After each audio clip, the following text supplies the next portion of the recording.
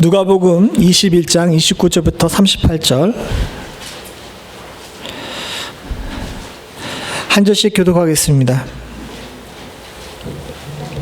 제가 먼저 29절 봅니다. 이에 비유로 이르시되 무화과 나무와 모든 나무를 보라.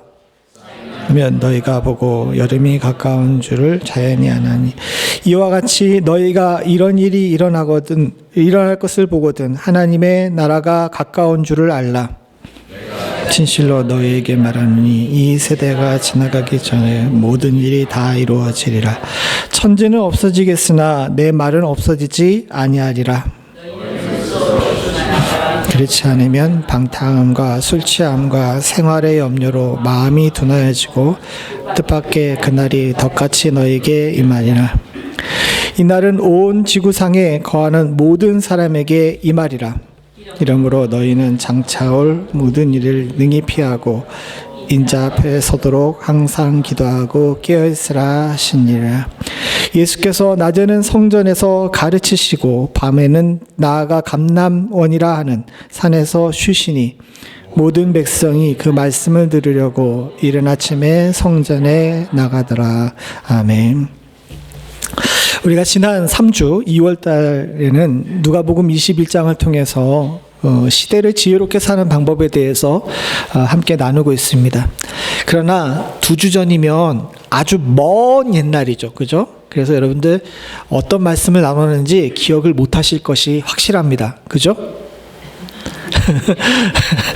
그렇기 때문에 21장이 전체로 어떻게 흐름이 있는지 우리가 잘 생각을 해보려고 합니다. 먼저 왜 필이면 21장일까 이렇게 얘기할 수 있는데 우선은 사순절이 왔죠. 그래서 이제 다음 주부터는 사순절 설교를 할 것인데 이 사순절에 맞춰가지고 누가복음 21장을 설교한 것이기도 하지만 제가 올 연초에 이렇게 한 가지 느낀 것이 있어요. 제가 유튜브로 음악을 자주 듣는데 종종 유튜브는 알레고리즘이라고 내가 원하지 않는 것들을 이렇게 띄워주는 유튜브 내에 조그마한 신이 있는데 얘가 연초가 됐는데 올해의 예언이라 그래가지고 예언에 관한 내용들을 많이 이렇게 띄우는 겁니다. 좀 이상했어요. 왜 올해 들어 특별히 더 이러지? 이런 생각을 하면서 그런 것들을 봤는데 한결같이 예언 내용이 궁금하잖아요. 뜨니까 이렇게 한 번씩 보는데 한결같이 내용이 영 긍정적이지가 않아요. 이게 왜 그럴까 이렇게 생각을 했어요. 근데 한 달쯤 지나고 나서야 왜 그랬는지를 알게 됐습니다. 이제 연초에 이제 기독교 계통의 신문들을 보니까 올해 들어서 작년서부터 있었던 얘기긴 하지만 올해 들어가지고 시한부 종말론 그룹이 많이 생기고 있답니다. 그 원인이 뭐냐 하면 전쟁의 이야기도 있고 자연재해의 이야기도 있지만 작년엔가 유엔 사무총장이 기후위기에 관해서 이야기하면서 이제 얼마 안 남았다는 식으로 이렇게 이제 경고를 했어요. 그러는 덕분에 전 세계가 이 기후위기에 대한 위기감이 있고 이러다가 세상이 망할 거라는 이제 공감대가 좀 생겼던 것 같습니다. 사람이 기본적으로 자신이 유한한 존재라는 걸 알거든요. 태어났으면 누구나 다 죽습니다. 그리고 언젠가는 우리가 끝이 있다는 사실을 알고 있고 이 세상도 마찬가지라는 사실을 알고 있어요. 이거는 머리로 알고 지식으로 아는 것이 아니라 우리가 본능으로 알고 있는 겁니다. 근데 이런 상황 속에서 소위 말해가지고 세상에서 제일 커다란 집단의 수장이 되는 사람이 이제 인류에게 남은 시간은 얼마 없습니다 라고 이야기했으니 이 사람들이 가지고 있는 본능을 자극받게 된 거죠. 그러다 보니까 곳곳에서 이 시한부 종말론적인 이런 집단들이 생겨나기 시작한 겁니다. 한국에 2000년 전에 사셨던 분들은 아시겠지만 한국에도 이런 일이 있었죠. 이제 2000년으로 1900년에서 2000년으로 이렇게 시간이 바뀌면서 밀레니엄을 맞이하게 됐을 때 한국에 어떤 사건이 있었습니까? 사회적으로 큰 무리를 일으킨 기독교계 사태가 있었는데 다미선교회 사태라는 거였어요. 시한부 종말론자들이 모여가지고 1999년에 우리가 휴거가 93년이었나? 하여튼간 휴거가 될 거라 그래가지고 7년 전에 휴거가 될 거라 해서 사람들이 막 이렇게 집단적으로 모인 그런 일들이 있었는데, 그 비슷한 사태가 지금 전 세계적으로 특별히 미국에 많이 생기고 있다는 것들이 신문에 나온 겁니다. 그래서 21장을 통해 가지고, 누가복음 21장을 통해서 이렇게 시대가 혼란스럽고 어지러운 가운데 있을 때 성도들이 어떻게 해야 될 것인가에 대해서 여러분들과 한번 꼭 말씀을 나눠야 되겠다는 마음을 가지게 됐던 겁니다. 사랑하는 성도님들, 세상은 확실히 시끄럽습니다.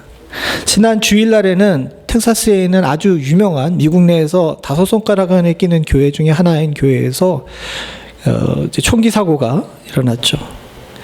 그리고 그 다음 날에는 슈퍼볼 퍼레이드에서 총기 사고가 일어났습니다. 그 교회는 큰 교회이기 때문에 시큐리티 가드가 있었고, 또 그 행사는 경찰들이 쫙 깔려있는 상태인데도 불구하고 그런 일들이 일어났어요. 물론 미국이란 나라가 총기 사고가 많이 일어나는 나라니까 그게 별로 대수롭지 않게 생각할 수도 있지만, 이제는 경찰들이 깔려있고 또 교회와 같은, 어떻게 보게 되면 절대로 총과 연관이 없을 것 같은 그런 상황 속에서 총기 사고가 일어날 정도로 세상살이가 쉽지가 않은 상태에 속하게 됩니다. 매체에서는 시간이 다 됐다라고 이야기하고, 우리가 겪고 있는 현실 상황에서는 이렇게 위기의 일들이 많이 일어나는 상황 속에서, 사랑하는 성도님들, 우리가 시대를 잘 읽을 줄 아는 것은 이제는 선택의 문제가 아니라 필수의 문제가 됐어요. 예수님도 동일하게 이 얘기를 성도들에게 말씀하고 계십니다. 사람들이 그냥 편안하게 자신들이 잘 살고 있다고 생각하면서 외면하고 있는 상황 속에서 예수님께서 21장 속에 던진 첫 질문은 뭐냐면, 5절부터 19절에 보게 되면 주님께서 뭐라고 얘기하시냐? 스스로 속이지 말라라고 이야기하십니다. 성전을 보면서 이거 굉장히 괜찮지 않냐고, 우리 현실이 괜찮다라고 생각을 하면서 스스로 위안을 갖는 거죠. 그럴 때 주님께서 뭐라고 얘기하시냐면, 저건 거짓 위안이다. 너희들이 여기 빠져서는 안 된다. 지금은 하나님을 찾을 때이고 인내로 영혼을 얻을 때이다. 성경 말씀 9절 그대로면 인내로 영혼을 얻을 그런 때이다 라고 말씀하시면서, 우리에게 지금 이 시점이 위기의 순간이라는 사실을 외면하지 말 것을 이야기하고 계십니다. 두 번째로 얘기하시는 것은 뭐냐면 20절부터 28절을 통해 가지고 환난 중에도 소망을 가지고 두려워하지 말고 할 일 하라는 겁니다. 이 시기가 위기의 순간이긴 하지만 우리가 이 위기의 순간에 액션을 취해서 이 위기를 피하려고 노력을 해야 되고 힘써서 행할 줄 아는 그런 자세를 가져야 된다는 것이죠. 내가 환난의 때가 왔다 그래서 자포자기하면서 축 늘어지는 것은 하나님의 자녀들의 방법이 아니라고 말씀하시는 겁니다. 그리고 이제 마지막으로 오늘 우리가 함께 나누게 될 29절서부터 38절까지의 말씀을 통해 가지고 주님께서는 뭐라고 얘기하시냐면, 이 모든 일이 일상이다. 기본을 지키면서 항상 기도하고 깨어있으라 라고 말씀하고 계십니다. 오늘 이 말씀을 통해 가지고 여러분들과 저는 일어나는 말세의 현상들을 어떤 식으로 받아들일 것인지, 그리고 어떤 자세로 삶을 대할 것인지에 대한 주님의 결론을 함께 나눌 수 있기를 간절히 소원합니다. 제가 아까 전에 말씀드린 것처럼 종말에 관한 일들이 많이 이렇게들 나와요. 근데 제가 아까 전에 말씀드렸죠. 내가 원하여 찾아보지 않았지만 알고리즘이 딱 띄워주니까 제가 그걸 눌러요, 안 눌러요? 눌러요, 안 눌러요?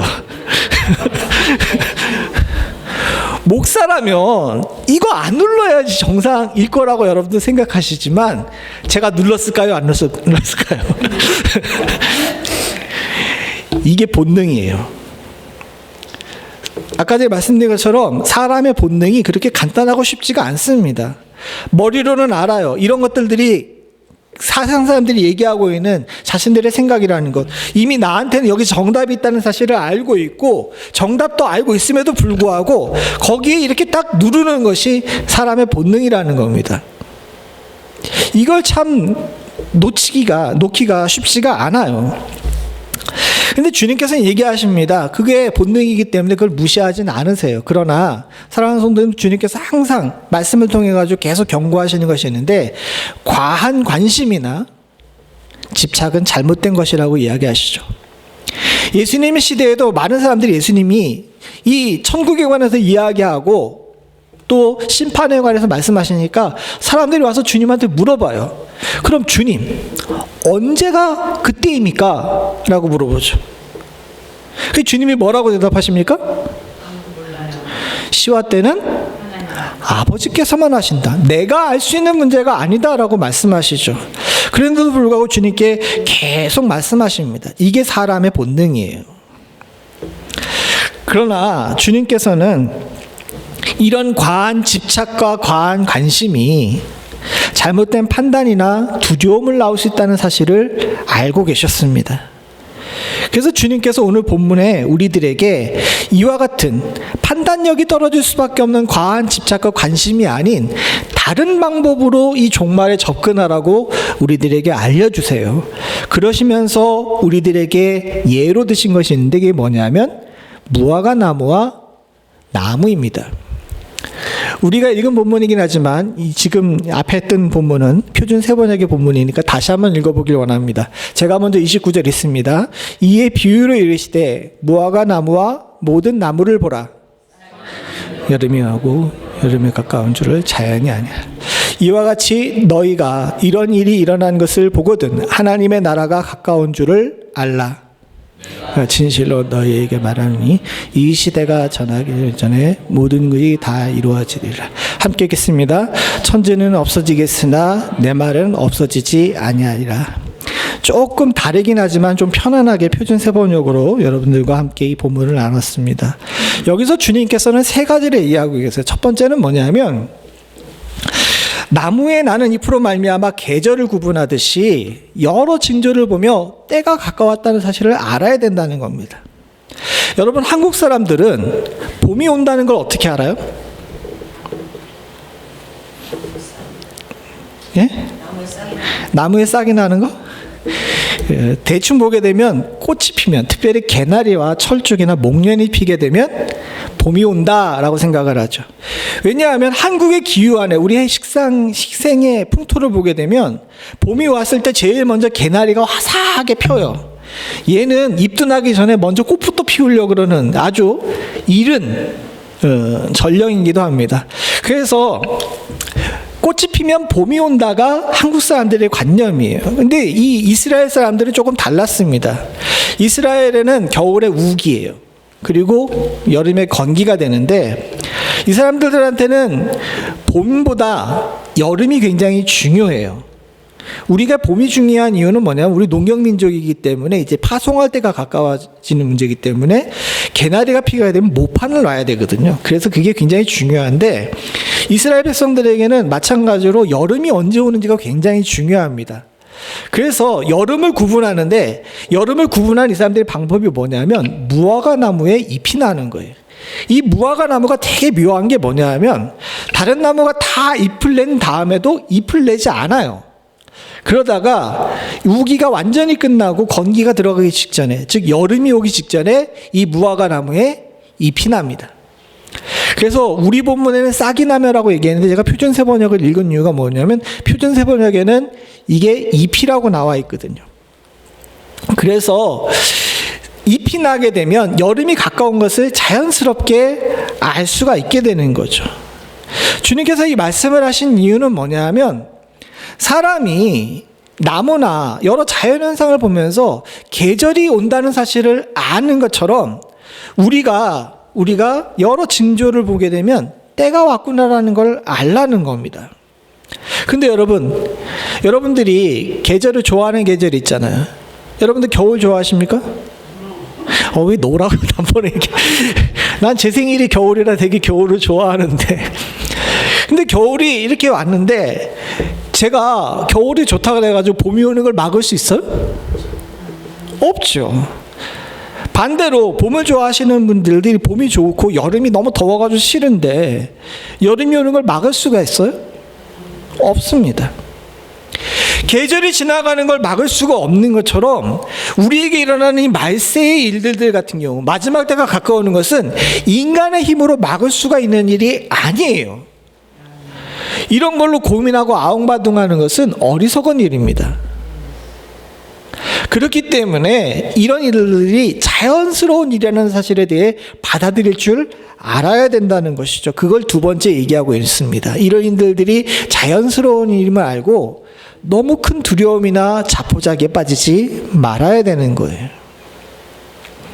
사랑하는 성도님들, 말세 여러 징조들이 일어납니다. 자연재해가 일어나고 서지 말아야 될 것이 하나님의 전에 서고, 하나님의 백성들이 핍박을 받고 전쟁의 소리들이 그치지 않고 이런 일들이 일어나는데, 여러분들 이런 일들이 일어나는 것들이 두렵고 힘든 일이긴 하지만 사랑하는 성도님들, 주님께서 뭐라고 얘기하시냐면 자연스러운 일이다라는 거예요. 마치 계절이 바뀌는 일처럼 자연스러운 일이니까 이런 것들에 너무 큰 의미를 두면서 거기에 붙들려 가지고 자포자기하거나 큰 두려움에 빠지지 않아야 된다는 거죠. 왜 시한부 종말론들의 집단들이 유행하겠습니까? 사람들이 두려움을 이용하는 거예요. 두려움을 이용해서 자포자기하게 만들어가지고 자신들이 가지고 있는 것들을 다 내어놓게 만듭니다. 아까 전에 한국의 다미선교회 이야기를 했는데, 다미선교회 그 주동했던 그 사람, 목사라고 부르기도 부끄러운 그 사람이 결국은 법정에서 심판을 받았어요. 근데 법정에 끌려가지고 심판받은 제목이 뭔지 아십니까? 뭘 것 같아요? 사기? 아니에요. 횡령이었어요. 횡령. 그 사람 뭐 했냐 하면, 마지막 때가 됐다고 시한부 종말론을 강조해가지고 사람들이 다 가지고 있는 것들을 다 내놓게 했어요. 그 다음에 그 사람 그거 가지고 뭐 했는지 아십니까? 주식 투자했어. 세상이 망하는데 왜 회사 주식을 왜 사? 세상 사람들이 가지고 있는 두려움과 그들 가운데 본능에 숨겨져 있는 이런 마음들을 살금살금 움직여가지고 자포자기하게 만들어서 사람을 망가뜨리는 일들이 그런 사기꾼들이 하는 일입니다. 주님께서는 이런 일들을 자연스러운 일, 계절이 바뀌는 것처럼 자연스러운 일이라는 것을 알게 되게 되면 결단코 그런 일들에 대해 돈을 안 쓴다는 거죠. 여러분들이 봄에서 여름으로 가는데 여름 빨리 오게 하고 싶다고 여러분들이 돈 써요? 아니잖아. 자연스러운 일이니까 자연스러운 일로 받아들이면서 그저 봄에서 여름으로 들어가면 여름을 준비하고 에어컨 닦고 필터 갈고 고장난 선풍기 바꾸고 그렇게 하는 거예요. 그것이 우리들이 해야 될 일인 겁니다. 마지막으로 사랑하는 성도님들, 우리가 또 한 가지 중요한 것들을 여기 주님께서 예로 드시면서 우리들에게 경고하시는 것이 있는데 뭐냐 하면 방심하지 않아야 된다는 거예요. 온다 그러면서 안 오니까 어떻게 됩니까? 온다 그러면서 안 오니까 안 오나 보다 하고서 방심하다가 크게 당하죠. 그래서 주님께서는 얘기하십니다.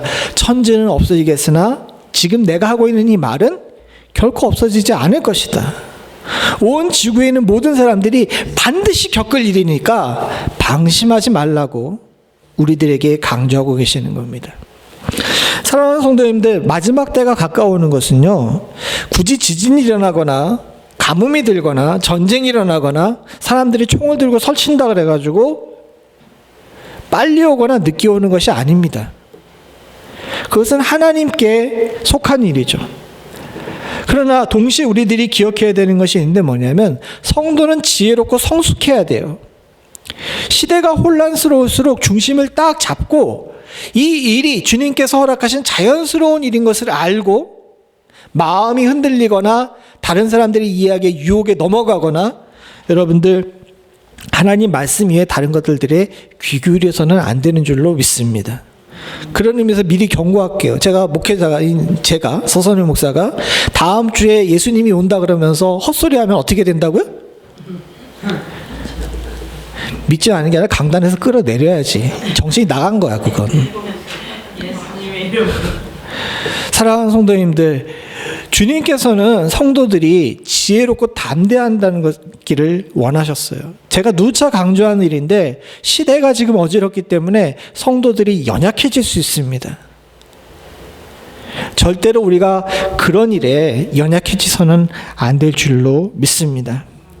내가 어떤 상태인지를 명확하게 알고 그리고 좀 더 멀리 보고 소망을 가지시기를 원하시는 주님의 음성을 들으실 수 있는 축복이 있기를 간절히 소원합니다. 이렇게 담대하고 지혜롭기 위해서 성도들이 해야 될 일을 또 주님께서 말씀하셨어요. 뭐라고 말씀하셨냐면 기본을 지키라라고 이야기하십니다.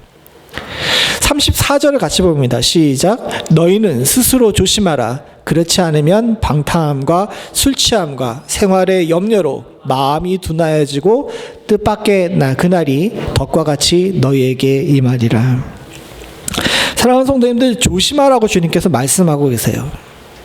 조심하지 않으면 여기 나온 것처럼 잘못된 판단과 과한 두려움에 빠져가지고 방탕하다. 마지막 때가 가까웠으니까 있는 재산 다 어떻게 하면 됩니까? 나 하고 싶은 대로 해야지 라고 합니다. 헐리우드 영화의 종말에 관한 영화들을 보게 되면 사람들의 특징이 두 가지가 있어요. 하나는 어떻게 합니까? 두려움에 떨어가지고 집에 갇혀 있거나, 또 하나는 어떻게 하죠? 마지막 때가 됐으니까 다들 총 들고 나와가지고 어떻게 합니까? 자기가 하고 싶은 거 해요. 이렇게 방탕하게 됩니다. 또 도피해서 갇혀가지고 술만 마시죠. 그리고 아주 중요한데 우리가 지금 하고 있는 것인데 생활의 염려 때문에 마음이 둔해지는 그런 질병을 앓게 됩니다. 사랑하는 성도님들, 성도는 깨어있고 주님의 말씀대로 담대하고 소망을 가져야 돼요. 그렇게 하기 위해서는요, 우리가 방탕하거나 둔하여지거나 술 취해서 본능이 이렇게 절제 없어지는 그런 행동들을 하지 않도록 이때일수록 더욱 스스로 조심할 줄 아는 지혜를 가져야 될 줄로 믿습니다. 그게 성도예요. 사랑하는 성도님들, 유튜브 알고리즘에 예언, 올해의 예언 운수 뜨면 눌러야 돼요? 안 눌러야 돼요? 조심해야 돼요.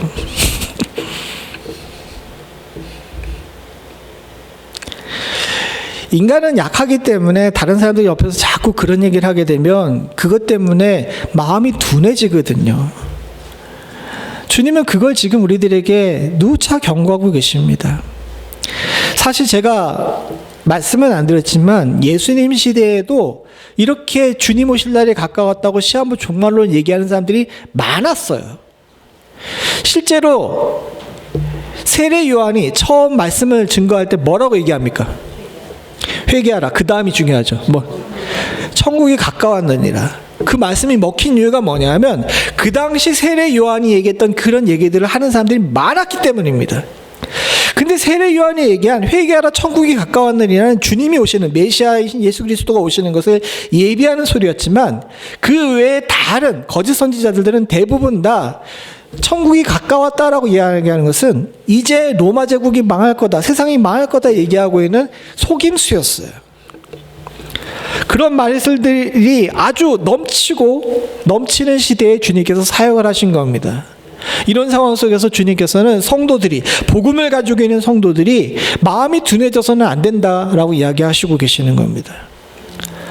우리들에게도 지금 동일한 시대예요. 우리 시대가 그렇게 예수님 시대처럼 혼란스럽고 어지러울 때 성도들은요, 조심해서 마음이 둔해지지 않도록 노력해야 될 줄로 믿습니다. 그럼 어떻게 조심할 거냐? 어떻게 우리가 마음이 둔해지는 것을 막을 것이냐? 주님께서 주신 해답도 여기 나와 있죠. 그 해답은 뭡니까? 36절 같이 봅니다. 시작. 이러므로 너희는 장차올 이 모든 일을 능히 피하고 인자 앞에 서도록 항상 기도하며 깨어있으라 하시니라. 스스로 조심할 수 있는 방법이 뭐냐? 뭡니까? 항상 기도하고 깨어있는 거예요. 여러분들 다들 공부를 잘하셨죠? 여러분도 공부를 잘하셨으니까 여기까지 미국까지 와서 사시는 줄로 믿습니다. 이것도 믿음의 영역이에요. 여러분들 수학을 해보셨죠? 수학을 해보셨는데 이제 수학 같은 경우에 한국 사람들은 기본적으로 머리가 좋잖아요. 그래서 굉장히 임기응변도 뛰어나고 그렇습니다. 그런데 이 머리 좋은 한국 애들들이 고등학교 2학년, 3학년 되면 수포자가 돼요. 이해가 안 갑니다. 수포자가 뭔지 모르세요? 너무나도 공부를 잘하셨구나. 수학을 포기하게 되는 겁니다.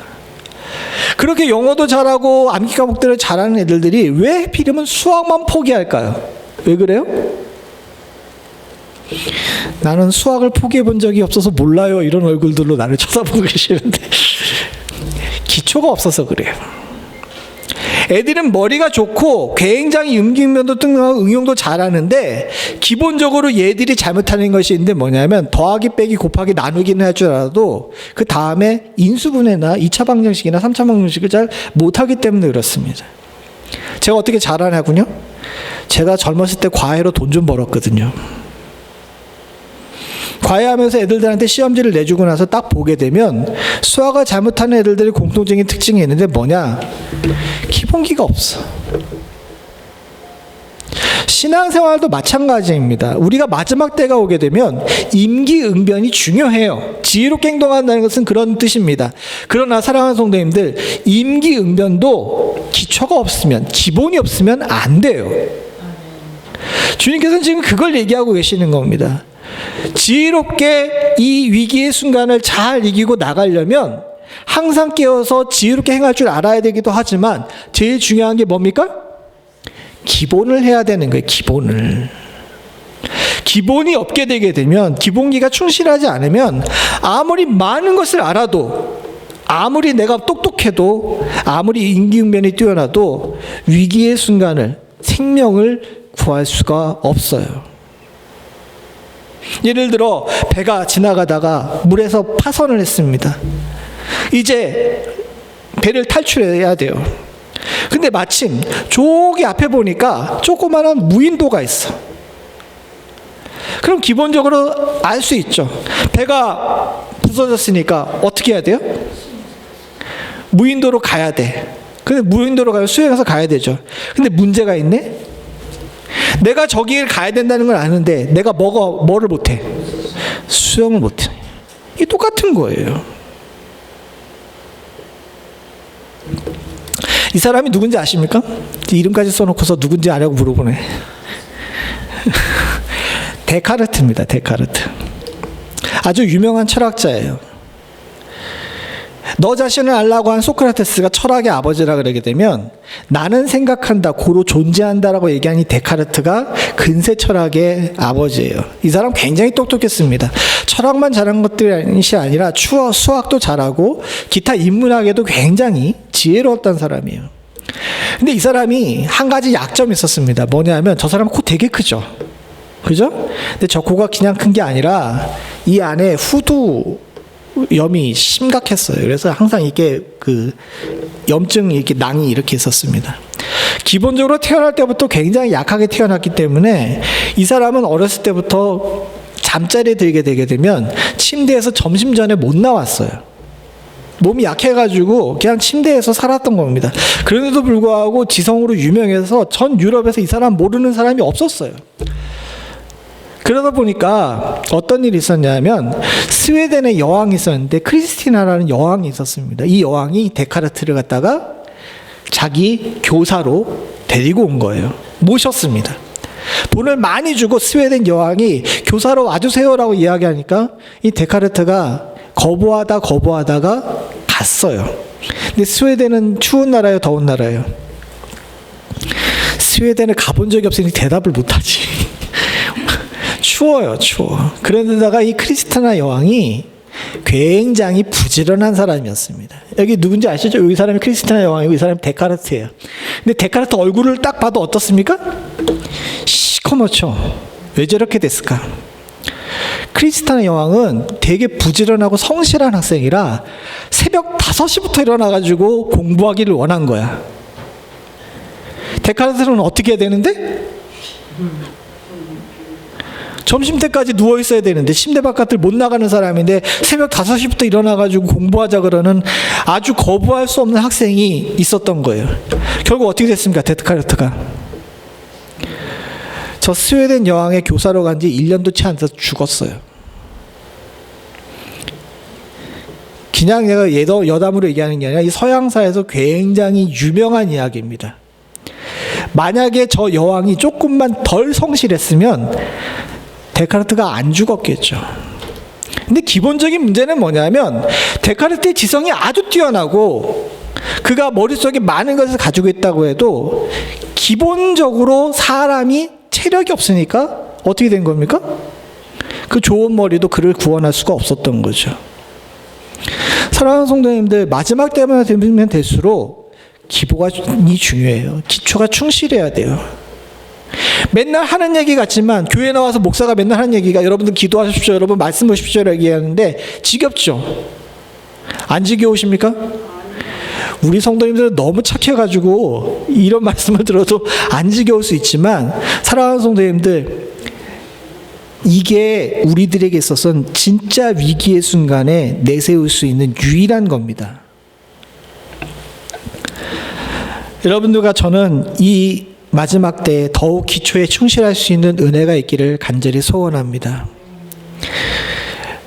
제가 그렇다고 기초가 충실할까요?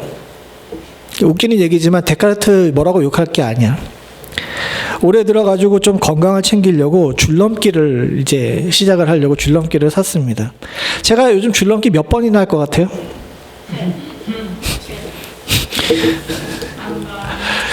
마음은 100개도 하지. 젊었을 때 100개 넘게 했거든요. 근데 10개만 해도 너무 힘든 거야. 이젠 몸이 무거워서 위로 나를 띄울 수가 없어.